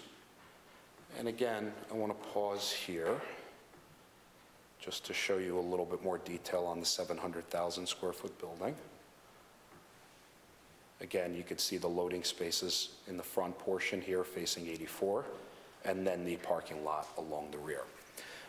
We did leave area along the southern portion of the property line. There is landscaping that is proposed along that frontage, but what you really don't see on this plan that's important to notice is the elevation and the grade change. The plan's not three-dimensional, so it really doesn't give you any insight on how this building is being constructed. The grade change really goes from south to north, if you want to call it, in that direction. The residential properties to the south sit at a higher elevation. And then the topography comes down and continues to go down towards the wetlands and the watercourses. So you have a sloping site. And that slope is rather significant in some areas. There's a significant amount of grade change. I could give you some specific numbers. But that works with us for the building. And what that allows us to do is we bury the building into that slope and that hillside. So when we do talk about that 50-foot building height, that is really on the loading door side of the building. That's on the north side that faces 84. When you're on the other side of the building, it's buried anywhere from 20 to 25 feet. So the exposed height of the building in that area is only about 25 feet in that area. So we use the grade as a screening mechanism.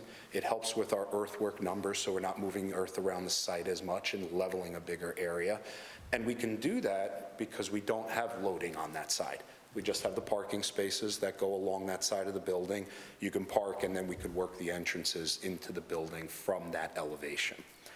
So again, your higher exposed areas is going to be on this side, and then you're buried into the hillside, and that provides us an opportunity to do landscaping in addition to that. And we're still, even with the buried building, there's some retaining walls and there's some slopes in this area. So by the time you get here, we're essentially almost at the same elevation as the top of the building. So it really gives you an opportunity to do screening, and that would, give some generous screening for the building itself. Same thing happens in this area here. This building sits at a slightly lower elevation.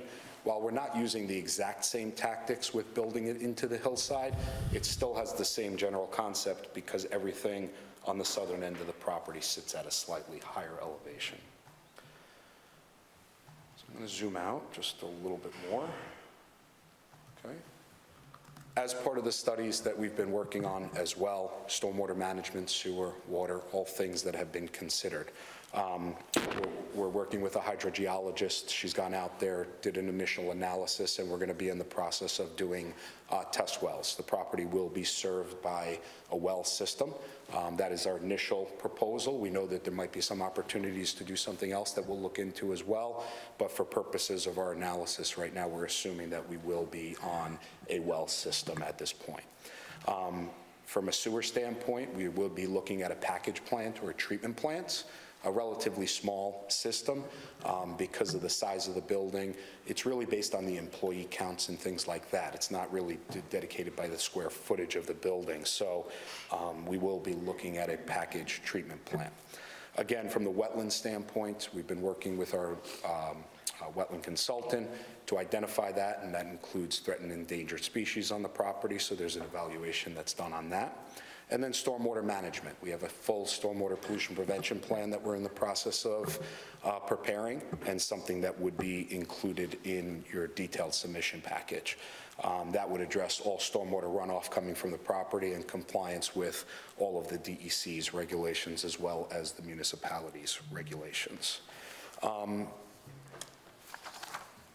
would like to touch on the additional studies that are going to be prepared, but I think this might be a good spot to just pause and see if the board had any questions related to the site plan. I'm sure there are, but I think this might be a good spot just to start talking about the site plan and hopefully generate a dialogue. Your proposed building heights? It's about 50 feet is what's being proposed, 50-foot building. But again, it's important to know that it's different where you are on the portions of the property. So when you're in the back portion here, this right here, hopefully you can see that, that's where the roadway comes to its highest point. It comes to an elevation, and there only 22 feet or so of the building is exposed at that point. And then it tapers off as you go down on either side and come to the front side of the building itself. Would that require a variance for that height? No?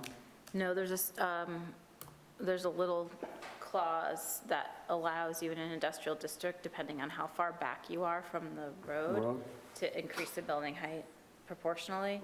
So I think they're taking advantage of that as part of the zoning.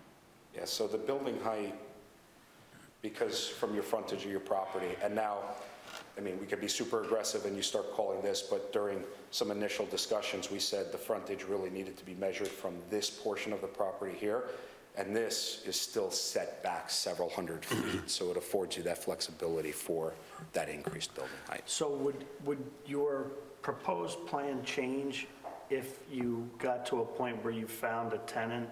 Because I know sometimes some of these tenants, in their minds, they may have a different idea of what they would want as a building footprint. I'm going to speak briefly on that, and then I'll let Ruben address that as well.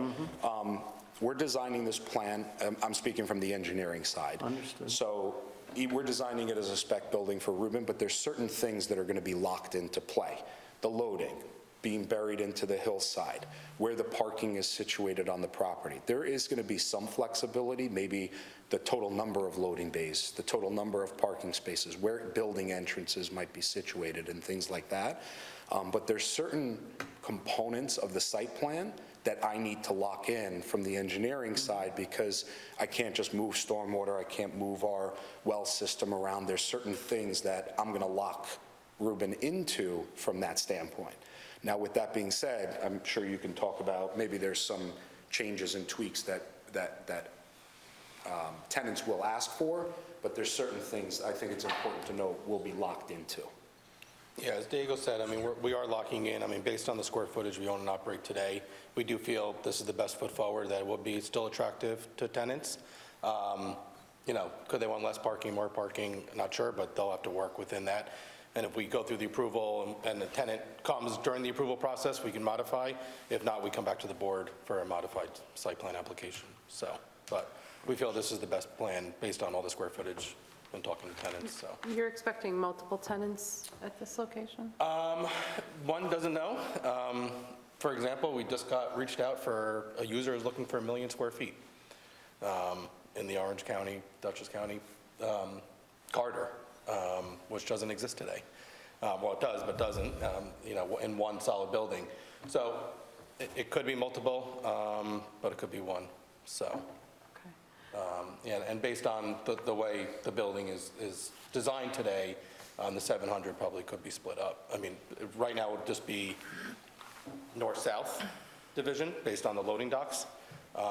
You know, I think Diego mentioned, but one thing to point out, when we were designing this, we took into the effect of the residents on the, I guess, south or east side, and really wanted to hide all the loading docks to the highway side, so.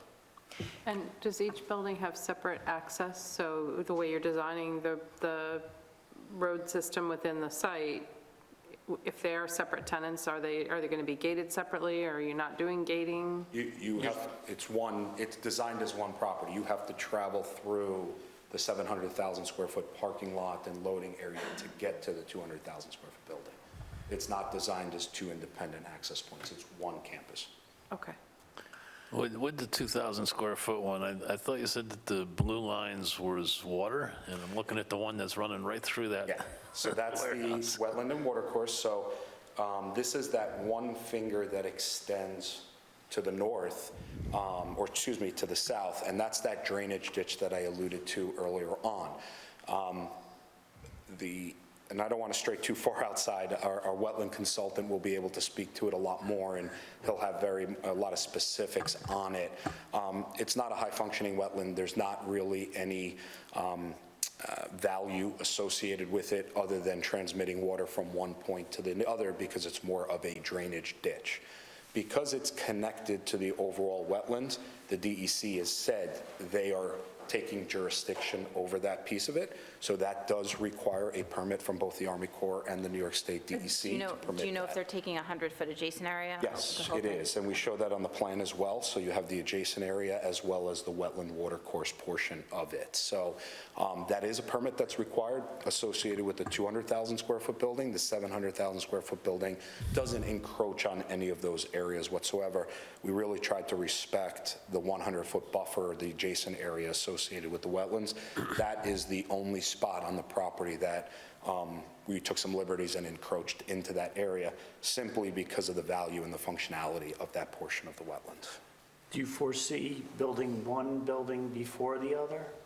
I'll turn to Ruben on that one. It's a question that we task every day. We typically will build on a single phase. You know, this will probably be a 1 to 2 year construction project.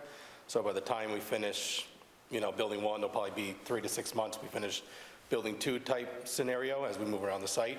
So we feel in that time period we can lease up, you know, the full 2 buildings. So. But you feel you would start with the bigger building?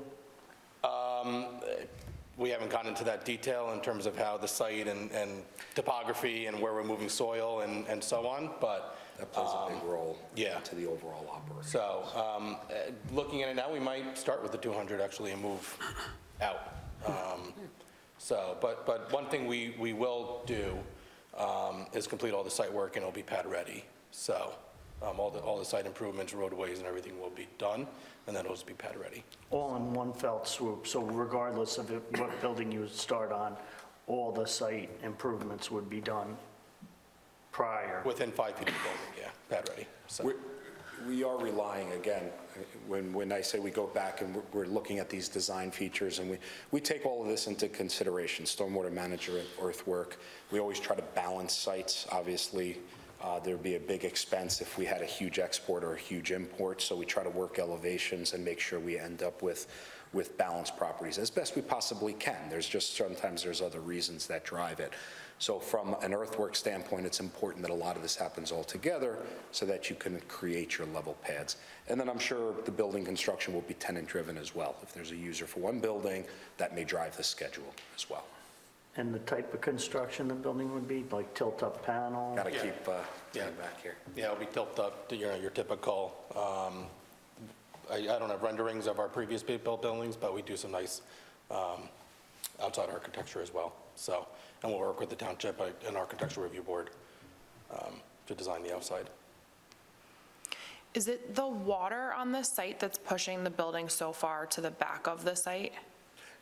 Generally, yes. I mean, there's the wetlands and water courses on the property. There's the DEC regulated areas. So when you establish those, they're on the lower portion of the site, so it pushes everything into the hillside. And yes, that does definitely drive some of the site plan features here. So there's no option to move the building more forward, and I'm just thinking about the fact that this is a massive impact on the residential neighborhood behind it, where there's a highway in front of it, and you know, more opportunity to disturb in front versus behind. 100% agreed. And again, that's one of the things we tried to take into consideration when designing it. I can't sit here and say it's a big building. It's 700,000 square feet, and it's going to extend in that area. But that's why we're trying to take these steps to bury that building into the hillside. So it has the same effect as pushing it further away. We're just doing it a little bit differently by trying to bury it, create opportunities to provide more landscaping and buffering and screening do the best we can. But to answer your question, no, because the wetlands, water courses, and the DEC regulated areas, it really holds a hard line in that area over there. Okay, and then what about security for the backside? You know, fencing, something that, I mean, it's obviously a neighborhood behind there. Have you discussed security and how to secure the building in a way that doesn't make it look like a prison, but also, you know, is secure enough for, I'm thinking kids? Yeah. Yeah, I mean, the main, I guess, real residential neighborhood, going blank on the street, closer to the 200,000 square foot building. I don't think anybody can access the 700 based on the topography and the distance. I think one thing to note too, I mean, I don't know what the scale of this plan is, Diego, but. This one? Oh. This one. I don't think you get a perspective of how far the building is actually from the property line. I think we should probably scale that and get that information. Yeah, we can provide, just order of magnitude, this parking bay back here, just to give you order of magnitude, that's 60 feet wide. So that driveway with the parking on either side is about 60 feet. So that gives you, starts to give you the distance and the scale of that area there. Yeah, historically, we don't do security fencing, like you said, to make it look like a prison. You know, we could put up, you know, regular PVC type fencing if necessary along that street. I know, is it? East Hook Cross is the like. Well, that's Glen Ridge that comes in, that's the roadway that comes off there. Right, yeah, that's all. This is East Glen Hook. Ridge here. Yeah, that's all. And then Griffin is over here. And then, Yeah. Griffin Lane is really what I would consider Yeah, and you're not not, most affected, but from a topography standpoint, to That's get into more the in the site. line. you're not planning on running any traffic through there? No traffic. Yeah, no, good, because that road could not. Yeah, there actually is a curb cut currently to the site. I don't know if anybody's seen it, and there actually is a gate towards, all the way on the end of the cul-de-sac that I guess previous ownership and farming used to use. We do use it sometimes to access the site, because it does have not a paved road, but a gravel road all the way to the site, so. And once these two buildings would be finished, there's no further room for any other change or expansion or? Okay. I think you see the max plan right now as we want to show you, and you know, we're here to work that through.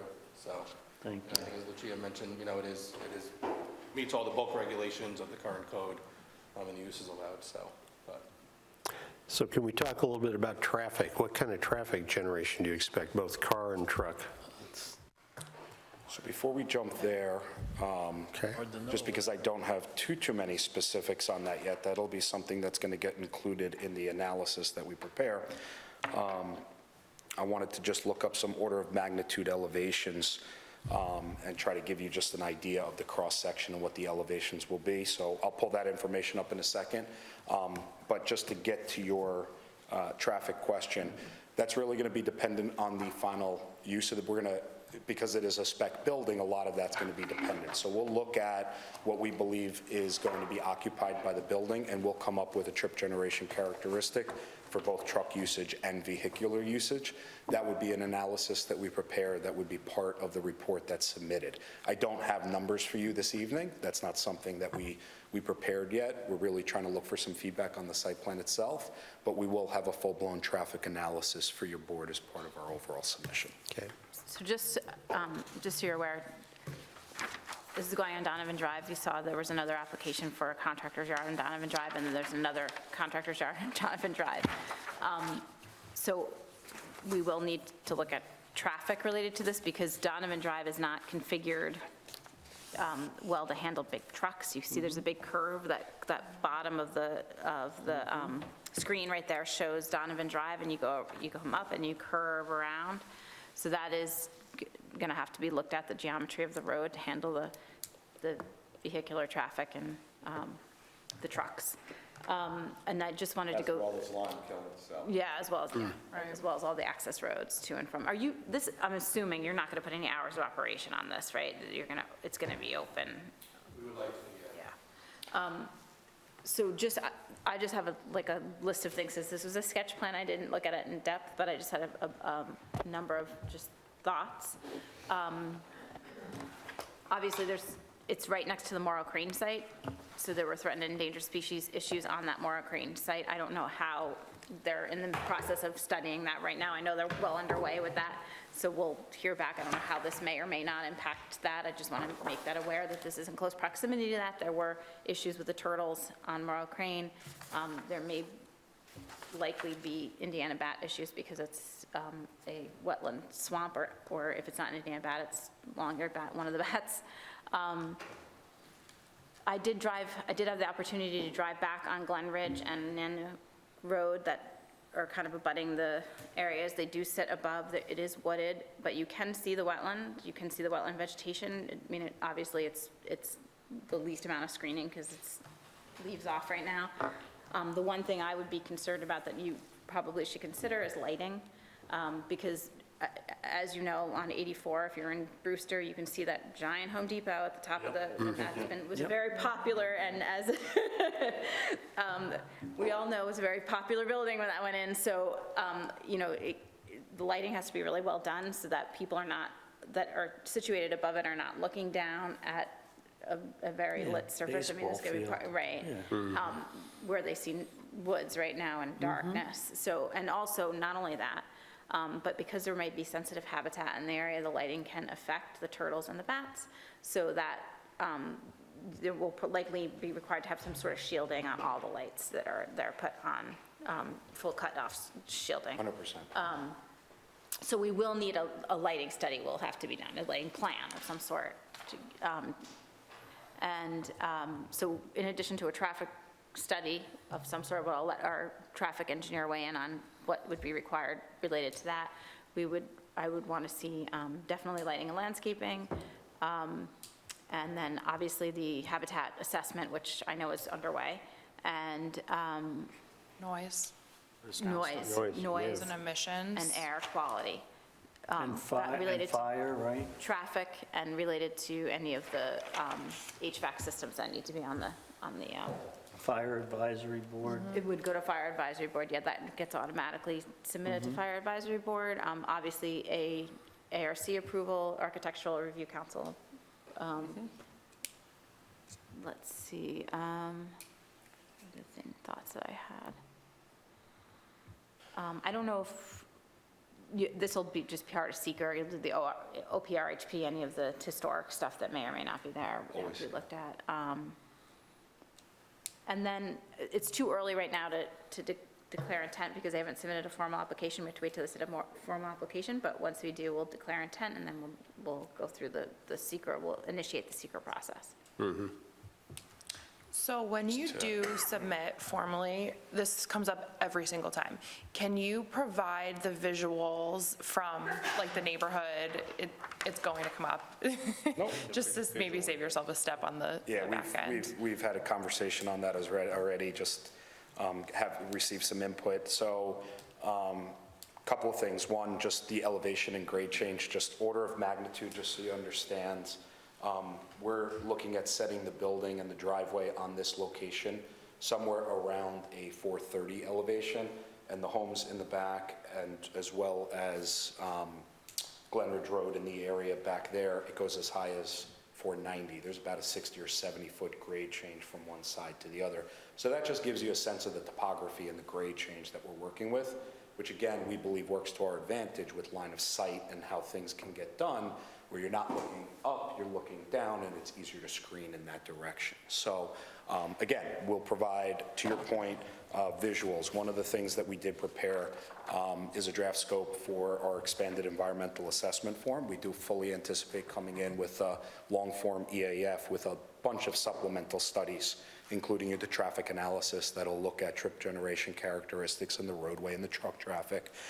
Visual resources is a big thing. We'll look at the building and what it looks like from different directions. The stormwater, the habitat assessment.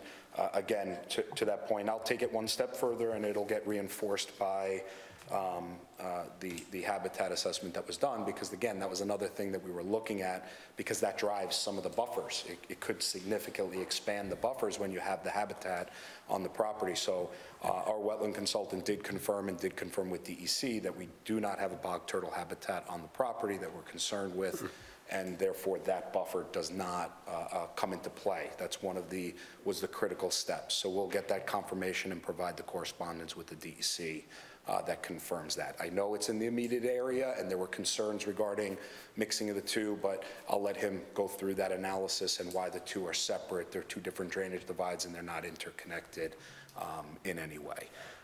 And again, that went as far as meeting with the DEC. That's the only reason I feel comfortable saying it this evening. Those are one of the things that we've worked on over the last year or so. Lighting, we'll do a full analysis, including fixtures, pole heights, lighting intensities, cutoffs, all the information that would come with all of the plans that we prepared. Noise, construction, we'll provide some construction logistics and phasing information on that. So you'll see essentially the table of contents on all the things that we would include in that expanded environmental assessment form, but I would ask the board if there's anything else that they want us to look at as part of that application. We certainly would do that. Okay, so just so the board is aware, what the applicant is requesting is that they're requesting that you're going to consider this as part of your secret review as an EAF, an expanded EAF, versus an environmental impact, full-blown environmental impact statement. So they're essentially doing or proposing to do an expanded EAF with a table of contents, which in an EIS would be a scoping document, but they're going to do like what they call a mini scope, essentially. And ask to do some additional studies to provide you with the information for you, theoretically or hopefully on their part, that you would be able to say at the end of the day, once they provide you the information, that there were no significant adverse impacts that either weren't avoided or mitigated as part of the project design, okay? And it will be up to you as the lead agent, once you declare your intent and once you declare yourself as lead agent, to determine whether or not you agree with that assessment, okay? And then if you were to agree with it, that they provided you with enough information for you to make the determination that there were no significant adverse impacts, then you could go ahead with a neg deck. If you decided that you couldn't do that and additional information would be needed, then you would go toward an environmental impact statement. I know that this board hasn't really, maybe Lori and maybe the only one that saw the environmental impact statement in the past here. Okay.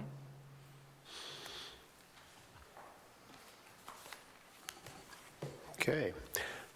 Other questions, comments?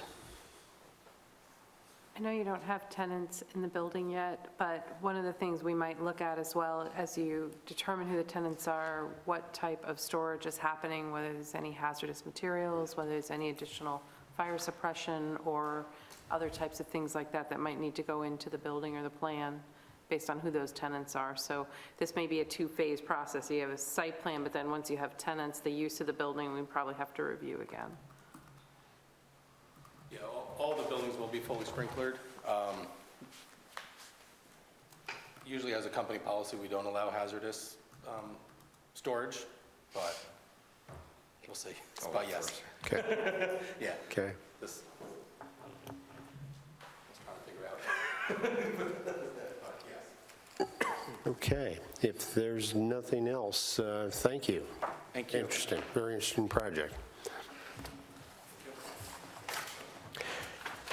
So if there's no other business to be brought before the board this evening, I'll accept a motion to adjourn. So moved. Second. All in favor signify by saying aye. Aye. Any opposed? Okay. Thank you.